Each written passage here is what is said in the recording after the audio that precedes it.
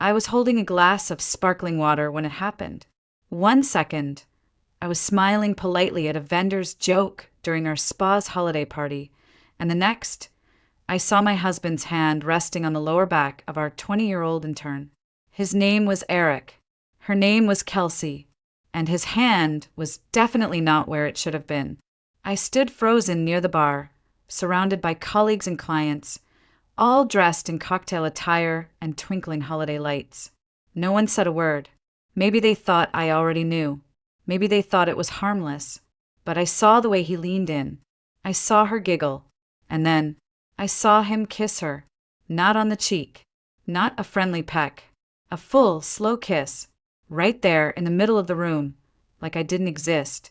I didn't grab my coat. I didn't say goodbye. I just turned, heels clicking across the marble floor of the Nicolette Hotel, and walked straight out into the Minnesota snow. My arms wrapped around myself as the cold hit me like a slap. The air stung, but I needed it. I needed to feel something other than the scream building inside me. That's when I saw him. A man, probably in his 30s, slumped near the side entrance of the hotel. His coat was half off, his lip was bleeding, and he was clearly drunk. 2 hotel security guards stood nearby, arguing about what to do with him. ID says his name's Daniel Kim, one said. He's breathing, let him sleep it off, the other shrugged. But something about the scene. I don't know. Maybe it was the blood on his lip. Or maybe it was the fact that he looked just as shattered as I felt. I know him, I heard myself say. My voice surprised even me. He's a friend. I'll get him home. The guards looked skeptical, but stepped back. I bent down, and for a moment his eyes flickered open. They were dark and clear, despite everything. Thank you, he murmured. Don't talk, I whispered. Just come with me. We took a cab. He gave an address near Nicolette Island, a quiet street lined with old brick buildings and dim streetlights. He didn't speak again, just leaned against the window, breathing quietly. I sat beside him, arms wrapped tight, wondering what the hell I was doing. His apartment was small but spotless. Bookshelves lined the walls. A stethoscope hung by the door. The kitchen smelled like tea and disinfectant. I helped him inside. He apologized in a low voice and disappeared into the bathroom. I stood alone in the living room, surrounded by someone else's life, and wondered if I'd lost my mind. When he came out, hair damp, skin scrubbed clean, wearing a soft gray t-shirt and sweatpants, I finally saw him. Not the bleeding stranger on the curb, but a man, quiet, tired, beautiful, in the way that grief makes someone honest. I'm Daniel, he said. I don't understand why you helped me. I didn't answer. I stepped toward him, and before I could change my mind, I kissed him. He didn't push me away. He didn't pull me closer, either. He just stood there, letting it happen. We didn't rush. We weren't desperate. It was careful, almost reverent. Like we both knew this wasn't love. It was pain meeting pain in the softest way possible. When I woke up, the apartment smelled like coffee. Daniel was in the kitchen, fully dressed, scrolling on his phone. On the counter, 2 mugs waited beside a plate of toast. He didn't look at me when he said, "Good morning. I still don't know your name." Suddenly, shame washed over me like a wave. What had I done? I cheated on my husband with a complete stranger because I caught him kissing someone else? I grabbed my things, heart pounding. "Rachel," I blurted out. "My name is Rachel. I have to go." "Wait," he called, stepping around the counter. "Can you just tell me what happened?" "Nothing happened," I said, pulling on my heels. "It was a mistake." I was out the door before he could say another word. I took the long way home. Snow clung to my hair, my coat, the tips of my lashes. I didn't even notice the cold. My mind kept circling the same thought, over and over. What have I done? I told myself I was no better than Eric, that I had crossed a line. But there was a part of me, small, quiet, buried deep under the noise, that didn't regret it. Not really. When I opened the door to our condo, Eric was sitting at the kitchen counter with a mug of tea like nothing had happened. There she is, he said like I'd just gone out for a walk. You okay? I couldn't find you after the party. He smiled, calm and casual, as if he hadn't kissed someone else just hours earlier. I stood in the doorway, soaked with melted snow, mascara smudged under my eyes, and stared at him. 8 years. That's how long we'd been married. We built the spa together, shared a bed, dreamed of children we hadn't been able to have. I gave everything to this man. You disappeared, he said. I figured you were overwhelmed. I was going to come find you, but, well, you know how it gets. How it gets. I wanted to scream, but I didn't. I just walked past him, straight into the bedroom, and shut the door. Over the next few days, I convinced myself that night didn't count. I told myself it had been meaningless, a one-time lapse. I had no intention of seeing Daniel again. I even deleted the rideshare receipt from my email, erased every breadcrumb. Eric acted like nothing had happened. In fact, he seemed better. He bought flowers, made dinner, talked about expanding the spa. Then, one night over takeout, he said, maybe it's time we think seriously about starting a family. I froze mid-bite. I mean, things are stable now. We've both grown. You always wanted kids, right? It was so normal, so tender. I almost believed it. Almost. But when he leaned in to kiss my cheek, I smelled perfume. Sweet. Too floral. Definitely not mine. Where were you last night? I asked. He blinked, unbothered. Out with suppliers. You knew that.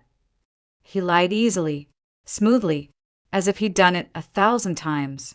The next few weeks blurred together. We played house. I went to work.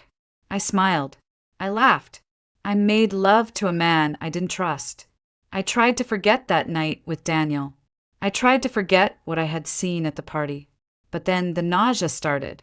At first, I thought it was the flu. Then I counted the days. 10 days late. I took a pregnancy test in the restroom of a pharmacy 20 blocks from home, just to avoid being recognized. 2 pink lines appeared immediately. I stared at them, sitting on a closed toilet seat with my coat still buttoned. My heart thudded in my throat. Pregnant. And the worst part, I didn't know whose it was. Eric and I had been together that week. But so had Daniel. The math didn't lie. It could be either of them. I stuffed the test into my purse and walked home in a daze. Eric was reading on his phone at the kitchen island. How's my sunshine? He asked without looking up. Fine, I said. It was my first lie in this new chapter. A quiet one. The kind that slips past the tongue and settles deep in the bones. For 2 weeks, I carried that truth like a ticking bomb. Every day, I woke up telling myself, today I'll tell him. And every night, I went to bed with the secret still locked in my chest. I tried to convince myself it didn't matter, that the baby was Eric's, that if I just ignored the doubt long enough, it would dissolve. But it didn't. Eric became sneakier. He answered calls in the hallway. He started working late again, turned his phone face down during dinner. And I got sicker. The nausea wasn't just physical. It was emotional, a twisting weight inside me I couldn't shake. On a Wednesday night, while Eric watched basketball with a beer in hand, I pretended to work on spa invoices. In reality, I was reading pregnancy forums, trying to figure out how early a DNA test could be done. His phone buzzed. Again and again. He ignored it, but I didn't. The preview flashed. Kelsey, you promised you'd talk to her. I can't wait anymore. That's when something inside me snapped. I stood up, walked to the bedroom, opened my top drawer, and pulled out a crumpled card. It was the number of a women's health clinic. I had taken it from the wall the day I bought the test, just in case. My hands trembled as I dialed.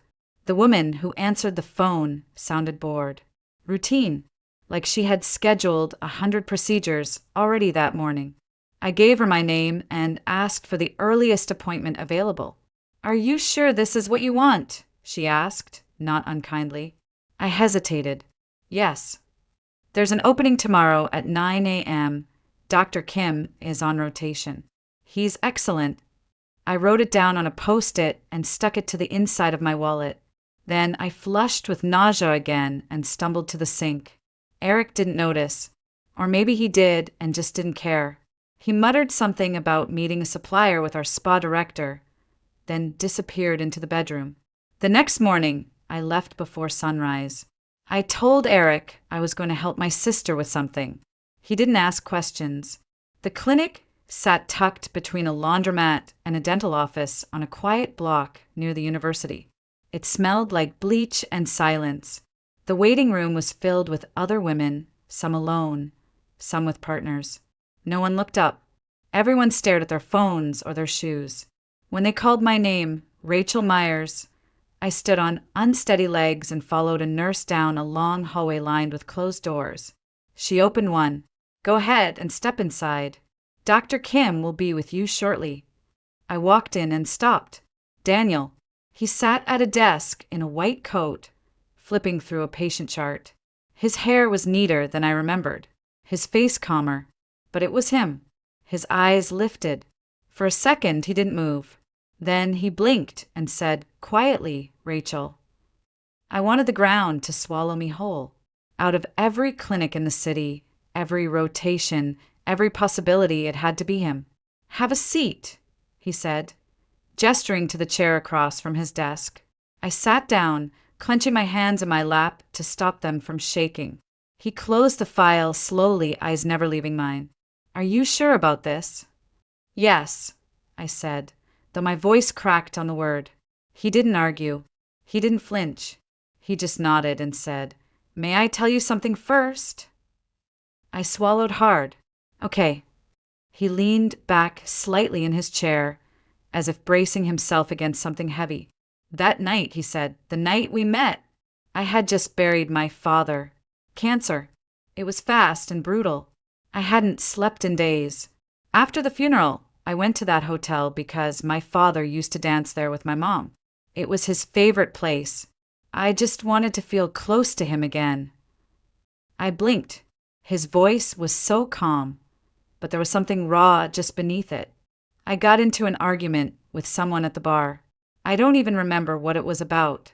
I got punched, ended up outside, bleeding and drunk and thinking, maybe I'd just lie there until I disappeared. Then he looked at me, directly, and then you showed up. My breath caught. You saved me that night, not just physically, emotionally. I didn't know what to say. I stared at my shoes. Daniel exhaled. "And now you're here, asking me to do something I never imagined." The silence between us thickened. "I can't talk about this," I whispered. I can't." He stood. "I'm not trying to convince you of anything, but I do want you to be honest with yourself. Are you here because you don't want the child, or because you're afraid?"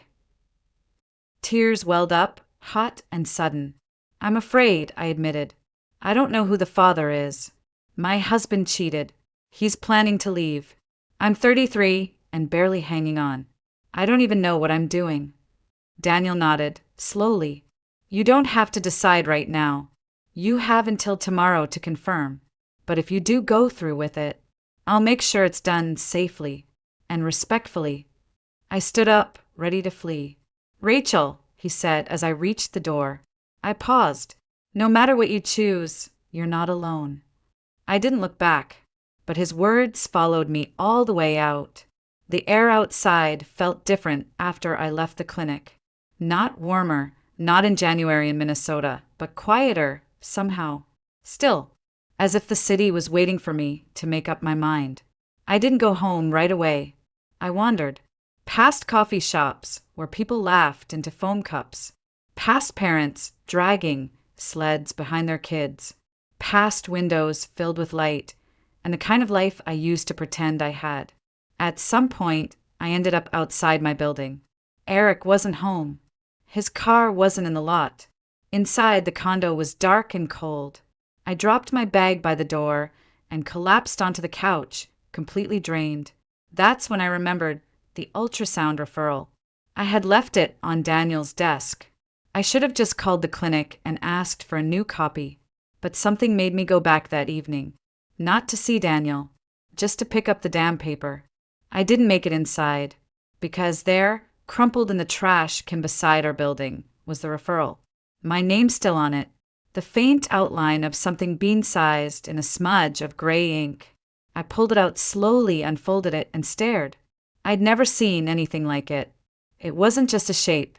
It was a suggestion of life, possibility, a flicker of what could be. That night, I didn't sleep.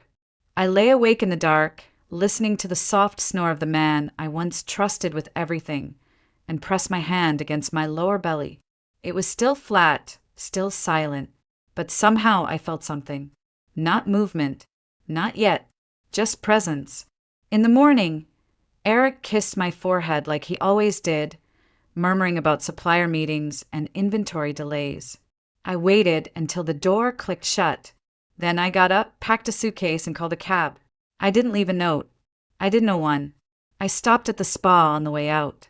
Misha, our operations director, looked stunned to see me walk in with luggage. "Everything okay?" he asked. "No," I said, "but it will be." I handed him an envelope. Inside were documents, my share transfer, resignation, passwords, everything. "Misha, I'm out. My part of the business is Eric's now. Handle it however's clean." His jaw dropped. "Rachel, is this because of Eric and—" I didn't let him finish. "You knew." He looked away. That was answer enough. "You could have said something." "It wasn't my place." "You're right," I said. "It was mine, and I'm taking it back."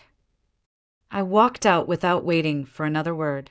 I found a one-bedroom apartment near Lake of the Isles. High ceilings, old wood floors, a kitchen that smelled like pine cleaner. It wasn't much, but it was mine. The first few days, I kept waiting for Eric to come storming in. But all I got was a text a week later. "Let's talk. You're tired. This is crazy. Just come home." I didn't respond. The following week, he showed up at my door. He had a bouquet of grocery store roses and the face of a man playing a role. Contrition. Performance. "Can I come in?" he asked. "No, Rachel, come on. You're being dramatic." "No, I'm being done." His voice turned sharp. "Is this about that intern?" "Fine. It was nothing. You're blowing it out of proportion." "Kelsey," I said. "You called her Kelsey in your sleep 2 nights ago." He flinched, and then I said it. "I'm pregnant." Everything stopped. He stared at me, as if his ears couldn't believe what they'd just heard. "How far along?" 8 weeks. He did the math. I could see it in his eyes. The party, the timing, the night I left. "Is it mine?" he asked. I paused, not to be cruel, but because I owed the truth more than I owed his comfort. "I don't know." His face changed, hardened. "You don't know? Who the hell were you with?" "You. And someone I met after I caught you with someone else." His jaw clenched. "So this is revenge?" "No," I said. "This is consequence." He dropped the roses. The cellophane cracked like glass. "You're going to raise some stranger's kid and expect me to be okay with that?" "I'm going to raise this child with someone who actually wants to be here, whether he's the father or not." He didn't say another word, just turned and left, slamming the stairwell door so hard it echoed. I slid down the back of my door and cried for a long, long time. Not from heartbreak, not from shame, but from the strange, foreign relief of finally saying everything out loud. Finally choosing myself. Daniel showed up 3 weeks later. No warning, no message. Just a knock on my apartment door one Saturday evening as I was curled up on the couch with a bowl of reheated soup and a pregnancy book I hadn't touched in days. I opened the door halfway and blinked at him, surprised. He was holding a brown paper bag and a thermos. "Hey," he said. "I brought lentil soup, the kind that doesn't taste like regret." I almost laughed. Almost. Instead, I stepped aside and let him in. "I got your address through the clinic," he added gently. "I know that's probably not ethical, but I worried." I shook my head. "It's okay. He set the food down, took off his coat, and moved around my kitchen like he belonged there. He didn't ask questions, didn't offer advice, just heated up the soup, filled 2 bowls, and washed the dishes when we were done. We didn't talk much that night, but he stayed a while, long enough to sit across from me on the worn rug, his back against the couch, his fingers resting lightly on the spine of the pregnancy book I'd tossed aside earlier. "Rachel," he said after a while, his voice soft, "what if the baby's not mine?" I looked down. "Then it's not." "And if she is?" I hesitated. "Then everything's more complicated." He nodded, "but not impossible." And somehow that was enough. After that night, he started showing up more often. Not every day, not in a way that overwhelmed, but consistently. He'd drop off groceries, take out my trash, walk with me around the frozen lake, and bring me ginger tea when the nausea returned. He didn't try to take over. He didn't try to claim space. He simply showed up. Eric stayed away. I heard from his lawyer once. An aggressive email about future paternity testing and financial responsibility, but I forwarded it to mine and didn't reply. I started building a new life. Quietly, Daniel rented an apartment a few blocks away. Nothing fancy, just a space to call his own. But most evenings he was at mine. We never labeled anything. Never tried to pretend we were a couple in the traditional sense. But there was comfort in the way he made tea without asking or folded my laundry while I napped. One afternoon, we were walking back from the co-op, my belly just beginning to show, when he said, "Have you thought of any names?" I laughed. "Hundreds. None of them feel right." He smiled. "How about something simple?" "Like what?" "I don't know. Sophie." I stopped walking. Let the name hang in the air. Sophie. It felt soft, whole, like someone I hadn't met yet, but already loved. "Yes," I whispered. "Sophie." That night, I wrote it down in a notebook. Sophie, chosen on a cold evening between groceries and ginger tea. Months passed. My belly grew. So did my fear and my hope, and this strange sense of stability I hadn't expected. Daniel never brought up the baby's paternity again. Neither did I. We both knew there was a chance he wasn't the biological father, but we also knew it didn't matter, not in the ways that counted. We were raising her together, even before she was born. Sophie was due in early May, right as the snow gave up and the city began to thaw. I'd never made it that far in a pregnancy before, never decorated in nursery, never felt the weight and wonder of tiny kicks beneath my ribs. But Daniel had. Not as a father, but as a doctor, and he treated every milestone with a kind of reverence I wasn't used to. He read the baby books I couldn't finish. He learned how to fold newborn swaddles tighter than I ever could. He bought a rocking chair that squeaked a little but felt like home. Then, just as we were entering the final stretch, Eric returned. He didn't text this time, didn't send flowers or empty apologies. He showed up in person, and he didn't come alone. When I opened the door, he was standing there with a lawyer and a folder. His face was tight, angry, controlled. "We want a DNA test," the lawyer said, "and full clarity on any claims to shared financial responsibility or custody." Eric said nothing at first, just stared at my stomach. Then finally, his voice low and cold. "You don't get to raise my child without me knowing if she's mine." I stepped into the doorway, blocking their view. My hand instinctively covered my belly. "Your child," I said quietly. "You mean the one you didn't want when I was still in your house? The one you thought was a weapon instead of a life?" He flinched. "I'm not asking you for a dime, Eric. I'm not asking for your name on a certificate or your face in her memories. I just want to know the truth," he said. "And then what?" I asked. "You swoop in and fix everything with your lawyer? Rewrite the last 6 months? Buy your way back into this picture you chose to walk out of?" The lawyer cleared his throat. "Ms. Myers, if you refuse a paternity test—" "I'm not refusing," I said. "But I'm not doing this now. Not when I'm 35 weeks pregnant and trying to sleep through hip pain and Braxton Hicks contractions. Eric's jaw clenched. You're ruining everything. I took a deep breath. No, I'm rebuilding what you destroyed. Then I closed the door, slowly, deliberately. Daniel was already on the stairwell when I turned around.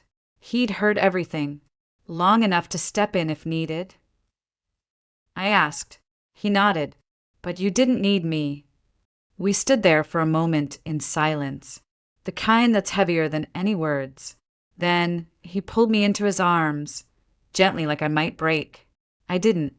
I just rested there for a while, letting myself believe it was okay to lean on someone. Sophie arrived 2 weeks early. It was a rainy Tuesday morning, and the contractions started before sunrise. Daniel drove me to the hospital, held my hand through the spinal, stayed beside me during every push, and cut the cord with shaking fingers. When the nurse laid her on my chest, tiny, squalling, red-faced, I cried harder than I ever had in my life. Daniel kissed the top of her head and whispered, "She's perfect." We named her Sophie Grace. Grace, because nothing about the last year made sense, but somehow we made it here anyway. Eric came to the hospital 2 days later. I let him in. He stood at the foot of the bed with a box of baby clothes and that same polished gilt he always wore when trying to be the man he thought I still wanted. He asked to see her. I nodded. He walked over, pulled back the corner of the blanket, and looked at her tiny face. "She looks like no one," he said finally. "She looks like herself." "That's exactly who she is," I replied. He asked if I'd do the test. I said no. "Why not?" "Because I'm not raising Sophie with a man who needs a lab result to decide whether or not he wants to be a father." He didn't argue, just stood there for a while quiet.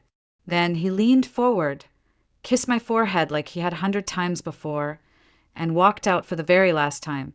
And just like that, the chapter closed. Daniel brought us home from the hospital in his old Toyota, careful and quiet, as if every pothole might shatter the moment. Sophie was swaddled tight in her car seat, a tiny pink hat slipping over one eye, her lips pursed in a sleepy protest. When we got to the apartment, I stepped inside first and stopped. There's a crib set up beside my bed, a changing table in the corner, diapers stacked neatly in woven baskets, wipes, tiny socks, bottles, everything I hadn't dared to prepare for. Because some part of me had never truly believed we'd make it this far was already here. I turned to him. "When did you do all this?" He smiled. "While you were still in the hospital. I figured if I waited for permission, you'd say it wasn't necessary. I didn't give you a key." "No," he said softly, "but you gave me a reason." I didn't know what to say to that, so I didn't say anything. I just watched him lift Sophie into his arms like he'd been doing it all his life, like she'd always been his to hold. That first month was a blur of diapers and feedings and tears, hers and mine. I was exhausted, sore, terrified half the time, but never alone. Daniel stayed every night, slept on the couch or in the glider, waking before I did to make tea or sterilize bottles. He never asked for anything in return. One night, when Sophie was about 6 weeks old and finally asleep, we sat on the floor together with takeout cartons and matching dark circles under our eyes. I looked at him for a long time before speaking. "Do you ever wonder?" I asked. "If she's yours?" He didn't answer right away, just kept poking at his noodles with a plastic fork. "No," he said eventually. "Not really." "Why not?" "Because she's here. And I'm here, and that feels like enough." I nodded, tears stinging my eyes. "It is." We never did the DNA test, not because we were avoiding the truth, but because the truth no longer mattered in the way it used to. Sophie had Daniel's calm eyes and my uneven smile, but her spirit, her tiny, fierce, opinionated spirit, was all her own. We didn't move in together. We didn't rush into romance. We didn't try to squeeze our broken pieces into some fairy tale shape. We just showed up, every day, for her, for each other, for the quiet, hard, extraordinary work of choosing one another without conditions. By summer, Sophie was rolling over, babbling nonsense and grabbing fistfuls of my hair. Daniel was still living a few blocks away. But at this point, half his stuff had migrated into my apartment anyway. He still worked long hours. He opened a small private clinic on the edge of the neighborhood, modern, minimal, his name printed modestly on the door. Patients loved him. Nurses called him the quiet one. He came home smelling like soap and caffeine and paper charts. I launched an online skincare shop during maternity leave.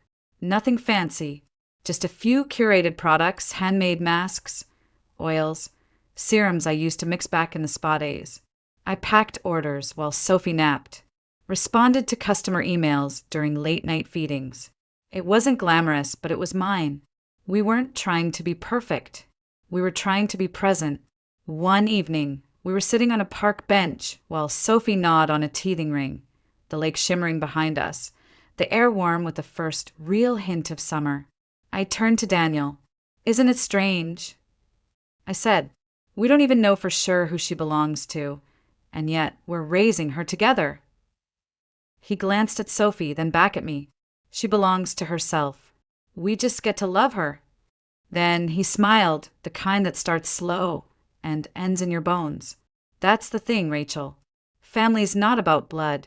It's about showing up. It's about choosing someone. Every single day." And that we did. Sophie turned 1 in May. We held a tiny party in the backyard of Daniel's clinic. Just a handful of friends, some cupcakes, and a balloon that terrified her more than it delighted her. She wore a dress with sunflowers on it and dug both hands into the cake like she was born to defy etiquette. Daniel held her steady on his hip while I took pictures, trying to memorize every inch of the moment. The curve of her cheek, the frosting in her hair, the way she looked at him like he was the center of her world. He was. We never used labels. Not for us. Not for what we had. But one night, while I was rinsing bottles and he was folding laundry on the couch, Sophie crawled over to him, pressed her face against his chest, and said her very first word. "Papa." Daniel froze, looked at me. I smiled. "You better answer her." From that day on, it stuck. She called him Papa before she called me Mama, and the way his face lit up every time she said it. I didn't care who shared her DNA. That man was her father. Sometimes, when she's asleep in her crib and the apartment is finally quiet, I sit beside the window and look out at the streetlights blinking below. And I think about all the ways this story could have ended differently. If I hadn't walked out that night, if I hadn't stopped for a stranger, if I'd listened to the voice in my head telling me I couldn't do this alone. But I wasn't alone. Not really. Love didn't come wrapped in certainty. It didn't show up in vows or contracts or bloodlines. It came in the way Daniel held Sophie during her midnight fevers, in the way he stood behind me without needing credit, in the way he looked at us like we were something worth building a life around. It came in the form of consistency, of quiet, of choice. Eric never reached out again. He signed the paperwork, ceded his share of the business, and moved on with his life. I heard through a mutual friend that he married Kelsey 6 months later. They moved to Arizona. I don't miss him. I don't wish him harm. But I no longer carry the version of me who needed his approval to feel complete. Sophie is one now. She's walking, wobbling like a tiny drunk explorer. She says up and no and oh with equal enthusiasm. She has Daniel's calm gaze and my stubborn chin, and a personality entirely her own, fierce, joyful, wild. The other day, we sat together at the park, the 3 of us on a blanket in the grass. Daniel was reading a medical journal. I was answering customer emails. Sophie was throwing goldfish crackers at a squirrel who was far too bold for his own good. And I thought, this is it. Not the life I imagined, not the one I planned, but the one I chose. And I'd choose it again, every single time.